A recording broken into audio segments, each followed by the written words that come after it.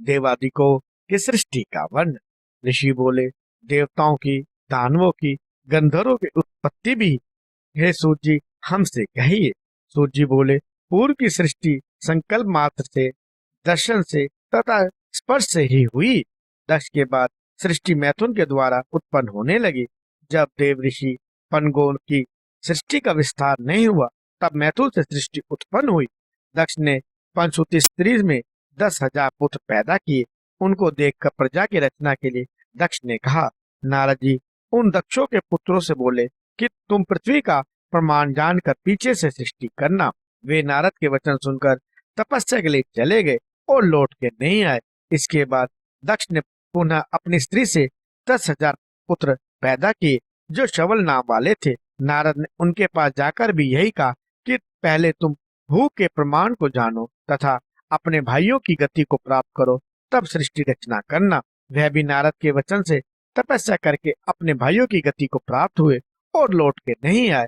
तब दक्ष प्रजापति ने वैरिणी नाम की स्त्री में 8 कन्या पैदा की। उनमें से 10 धर्म को प्रदान की, 13 कश्यप के लिए और 27 सोम के लिए तथा 4 अरिष्टनेमि के लिए, 2 भृगुपुत्र के लिए, 2 कृष्णव के लिए, 2 अंगीरा के लिए प्रदान की। अब मैं हूँ मुनीश्वरों, इन देवताओं के नाम विस्तार पूर्वक कहता हूँ, सो सुनो। मरुत्वती, वसु, अन्ना, अर्यमा, लंबा, भानु, अरुंधति, संकल्पा, मुहूर्ता, साध्या, विश्वभामिनी ये धर्म की पत्नी थी। इनके पुत्र हैं। विश्वभामिनी से विश्वदेवा पैदा हुए, साध्या से साध्य, मरुत्वती से वरुत्वाहन, वसु से वत्सव, भानु से भानव, मुहूर्ता से मूर्तिक, लंबा से घोष, संकल्पा से संकल्प इत्यादि पुत्र हुए। वसु से 60 वसु पैदा हुए जिनके नाम अजगपाल, अरब्रह्म इत्यादि हैं।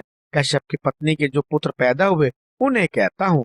कश्यप की पत्नी अदिति, दीति, अरिष्टा, सुरसा, मुनि, सुरभि, विनीता, ताम्रा, क्रोध, वशा, इला, क्रुदु, त्रिपसाद, अंग इत्यादि थी, जिनके पुत्रों को भी कहता हूँ। चाक्षुष मनवंतर में तवशित नाम के देवता हैं।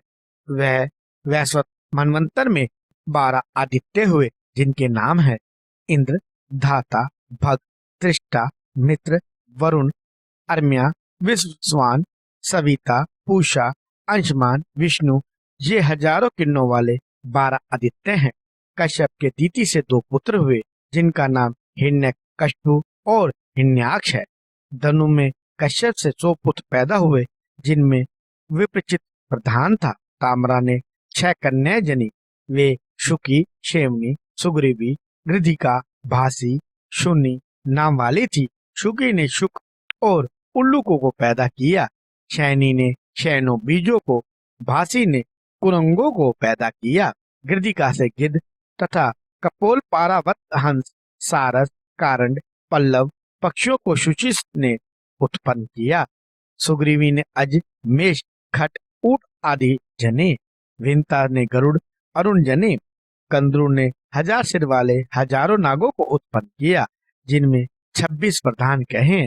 शेष, वासुकी, करकोटक, शंख, एरावत, कंबल, धनंजय, महानील, परमशुतर, तक्षक आदि कहे।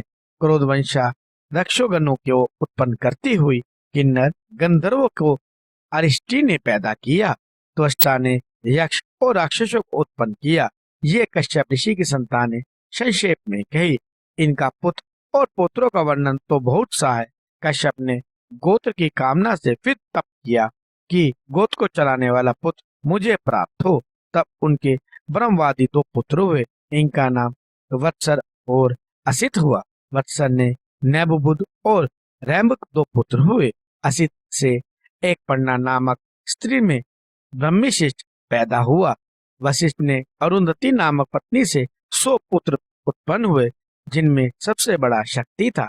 शक्ति की स्त्री अदिशंति से प्राशर उत्पन्न हुए। शक्ति को रुधिर नाम के एक राक्षस ने भक्षण कर लिया। प्राशर से काली ने द्वैपन पुत्र उत्पन्न किया।